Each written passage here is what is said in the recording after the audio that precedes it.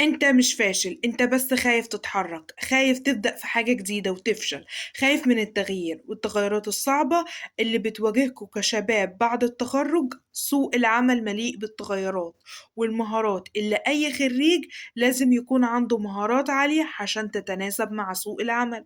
خايف من انك تاخد كورس وفي الآخر ما تنجحش، خايف تبدأ بيزنس وتفشل فيه فبتفضل واقف في مكانك، وحياتك عمرها ما هتتقدم ولا هتنجح طول ما انت مخلي الخوف مسيطر عليك. مش هيخليك تتقدم ولا تنجح. ودي فكرة بيناقشها الكتاب من الذي حرك قطعة الجبن الخاصة بيا. الكاتب العظيم سبنسر جونسون بيتكلم عن كل شخص فينا لديه تصور عن قطعة الجبن الخاصة فينا، سواء كانت قطعة الجبن دي وظيفة أو هدف أو بيزنس. مؤمنين بفكرة إن الوظيفة اللي نفسنا فيها لو حصلنا عليها هنكون مبسوطين وحياتنا هتكون حلوة. أما الوظيفة أو الحلم أو البيزنس أو دخول الكلية اللي موت نفسك عشان تدخلها وتحصل على لو ما تحققش، بتحزن وبتكتئب وبتقضي كل أيام حياتك وانت مكتئب. أهلا بيكم في بودكاست رحلة العشرينات للنجاح في حياتكم الأكاديمية والمهنية مع الكوتش أماني. كلنا بعد التخرج بنكون تايهين في الحياة ومش عارفين احنا شاطرين في ايه ولا نعمل ايه عشان نقدر ننجح ونقدر ندخل فلوس بعد 16 سنة تعليم، وبنرجع نبدأ كل حاجة من الصفر من تاني، سواء بيزنس أو إنك تذاكر لغة عشان تشتغل وتنجح في سوق العمل. وتفكر كتير ايه المهارات اللي اتعلمها واطور نفسي فيها عشان اقدر انجح في سوق العمل واقدر الاقي وظيفة وتدخلي دخل كبير وانجح في حياتي المهنية. السؤال اللي لازم تسأله لنفسك: إيه المهارة اللي انا شاطر فيها؟ إيه المهارة اللي انا مستعدة اتعلمها واقدر اكتسب فيها المهارة عشان انجح في سوق العمل وعليها طلب في سوق العمل وتقدر تدخلي فلوس ومبلغ كبير؟ حط كل طاقتك ووقتك وتركيزك عليها، سواء كان إكسل، سواء كانت لغة، سواء كانت صناعة محتوى. كل يوم حط كل تركيزك عليها. إزاي تكتشف نفسك وتعرف إيه المهارات اللي أنت فعلا شاطر فيها؟ جرب كتير. التجارب الكتير وإنك تجرب مهارات كتير هو ده اللي هيخليك تكتشف إيه المهارات اللي فعلا أنا شاطر فيها ومبدع فيها ومستعد إن أنا أتعلمها وأتطور فيها وأنجح فيها. المشكلة الحقيقية اللي بتواجه الخريجين إنك بتتصدم بسوق العمل ومهارات عالية مطلوبة في سوق العمل وإنت مشتت ومش عارف تبدأ منين وخايف إنك تتعلم أي مهارة وما تنجحش في سوق العمل. ومفيش حل قدامك غير إنك تجرب وتحط نفسك في حاجة وتتعلم وتحط نفسك في مهارات كتير. هو ده الحل اللي هيخليك تفهم وتكتشف إيه المهارات اللي فعلا أنا شاطر فيها، سواء كان الإكسل، سواء كانت اللغة، سواء كانت صناعة المحتوى أو البرمجة.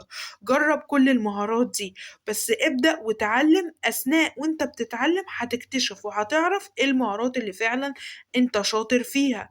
وانت بتتعلمها هتحس ان انت مبسوط، هتحس ان انت مش حاسس بالوقت اثناء تعلم المهارة. اتأكد ان دي المهارة اللي انت فعلا ناجح وشاطر فيها. ازاي تنجح في سوق العمل؟ ركز على مهارة واحدة مطلوبة في سوق العمل وتكون انت شاطر فيها وليها مستقبل خلال السنوات القادمة، خلال ال5 سنين اللي جاية. لغة، إكسل، صناعة المحتوى. ابدأ في مهارة واحدة وركز عليها، حط طاقتك ووقتك ومجهودك على المهارة دي. أهم حاجة عشان تنجح هي التركيز. ابعد عن التشتت تماما. التشتت هو صديق الفشل. شتت نفسك في مهارات كتير فهتفشل ومش هتتقدم وهتفضل واقف في مكانك ومفيش تغيير ومفيش تقدم ولا نجاح. انك تشتت نفسك في اكتر مهارة دي اكتر حاجة هتخليك تفشل ومش هتتقدم ابدا. عشان كده أفضل حاجة إنك تركز على مهارة واحدة، حدد ليها ميعاد ثابت إنك تخلصها وجدول أسبوع التقييم والتطوير اللي وصلته في تعلم مهاراتك، وتقييم نفسك فاضل إيه أو ناقص إيه عشان أنجح وأوصل للهدف الكبير. الهدف الكبير قسمه لخطوات وعادات صغيرة. كتاب العادات الذرية الكاتب جيمس كلير بيشرح المعلومة دي. إن العادات الصغيرة اللي بتعملها كل يوم هو ده اللي بيوصلك للنجاح الكبير. كلنا فكرنا ومتخيلين عشان نوصل للنجاح الكبير ونوصل لحلمنا الكبير إحنا لازم نعمل مجهود كبير وخطوات كبيرة عشان نقدر نوصل للنجاح الكبير. التفكير ده غلط تماما يا شباب، وده بيخلينا نفشل وبنفضل واقفين في مكاننا ومش بنوصل لأي نجاح ولا أي تقدم في حياتنا. إزاي تنظم وقتك وتطور مهاراتك بذكاء؟ كل يوم هتختار 3 حاجات بس لازم تخلصهم. لو خلصتهم فانت كده يومك ناجح جدا وقدرت تنظم وقتك. أول حاجة إنك هتطور مهارة، تاني حاجة شغل أو دراسة، تالت حاجة تطوير لصحتك جيم أو تلعب رياضة.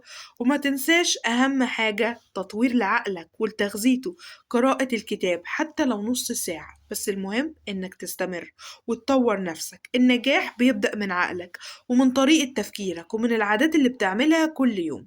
قبل ما تسأل نفسك أنا إمتى هنجح، أنا إمتى هحقق الحياة اللي نفسي فيها، أنا إمتى هدخل الفلوس اللي نفسي فيها، إمتى هوصل لحياة أحلامي، اسأل نفسك سؤال واحد: إيه العادات اللي بعملها في يومي عشان أنجح وعشان أوصل للحلم الكبير، عشان أستحق للحلم الكبير واستحق الحياة اللي نفسي فيها والنجاح اللي نفسي أوصله. لو أدركت المعلومة دي وفهمتها دلوقتي كل ما ده كان أفضل. هل أنت بتقضي كل يومك تتصفح على السوشيال ميديا ومستني إنك تنجح ومستني الفرصة هي اللي تجيلك لغاية عندك وأنت عمرك ما هتنجح ومستمر؟ لو مستمر بالشكل ده عمرك ما هتنجح ولا هتتقدم في حياتك طول ما أنت قاعد تتصفح على السوشيال ميديا وقاعد تتفرج على المسلسلات. النجاح عايز التزام، عايز انضباط، عايز كل يوم تبدأ وتاخد خطوة حتى لو الخطوة دي صغيرة، بس المهم إنك تبدأ وتستمر.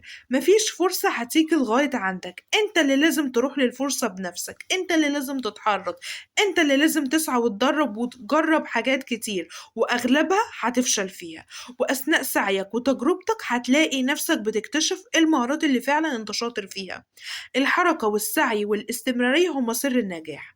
أكبر قاتل لوقتك ولحياتك ومستقبلك هو السوشيال ميديا وتصفحك الكتير. ده مش تضييع وقتك بس، ده دمار لخلايا عقلك وعدم تقدمك في حياتك. لازم تفهم وندرك الحقيقة دي كويس. يا إما تقضي وقتك وتضيع حياتك ومستقبلك على السوشيال ميديا وعلى الرفاهية وعلى تطبيقات الألعاب وعلى المسلسلات، يا إما تبدأ من دلوقتي وتغير من حياتك. والتغيير لازم يجي من عندك، لازم انت اللي تبدأ وتطور من نفسك وتشتغل على نفسك وكل يوم تبدأ حتى لو الحاجة دي صغيرة. بس بعد كام سنة هتلاقي حياتك اتغيرت تماما، هتلاقي ان وضعك المادي اتغير، هتلاقي ان شكل حياتك ومستقبلك اتغير تماما. انت اللي بتختار على حسب عادات اللي انت بتمشي بيها يوميا وبتقضي وقتك في ايه. فده على اساسه هتنجح وهتوصل فيه.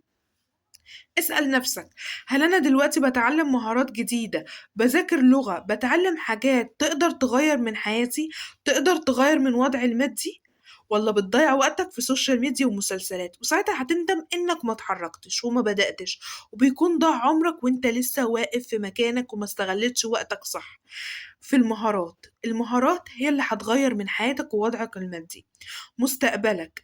اقفل مصادر الضياع، بضيع من وقتك وطاقتك وتركيزك. اقفل السوشيال ميديا، امسح تطبيقات الألعاب اللي بتضيع وقتك وبتشتتك. حدد وقت محدد وثابت على السوشيال ميديا. أنا مش هقولك أو اتفلزك عليك لا اقفل السوشيال ميديا، بس خصص لها ميعاد ثابت ومحدد، مش طول يومك، مش 3 ساعات ولا 5 ساعات، 30 دقيقة بس فقط. استبدل القعدة الكتير والتصفح الكتير والسكرول الكتير على السوشيال ميديا ببودكاست مفيد، بإنك تتفرج على بودكاست مفيد يفيدك، تتفرج على بودكاست انجليش، انك تطور لغتك، انك تقرا كتب وتثقف في نفسك وتغذي عقلك وتفكيرك. تفكيرك هو ده اساس نجاحك. النجاح هيبدأ من عقلك، هيبدأ من الحاجات اللي انت بتدخلها لعقلك وتفكيرك. هل انت بتقول لنفسك انا هفشل، ولا بتدخل لعقلك ثقافة ومعلومات عن النجاح وان انت تنجح وبتغير تفكيرك؟ النجاح يا جماعة مش بيبدأ أنت معاك كام ولا داخلك كام، النجاح بيبدأ من تفكيرك، بيبدأ من عقلك، بيبدأ من العادات اللي بتعملها. هل أنت بتتصفح ولا بتتفرج على المسلسلات ولا بتعمل حاجات بتضيع وقتك وعبارة عن تفاهات، ولا أنت بتذاكر لغة وبتطور من نفسك وبتشتغل على مهارات؟ الحقيقة إحنا بنشوف نجاحات آخرين عندهم فلوس وملابس براند، بس مش بنشوف الألم والحزن والوجع والصعوبات اللي مروا بيها غيرنا عشان يوصلوا للنجاح اللي إحنا شايفينه ده.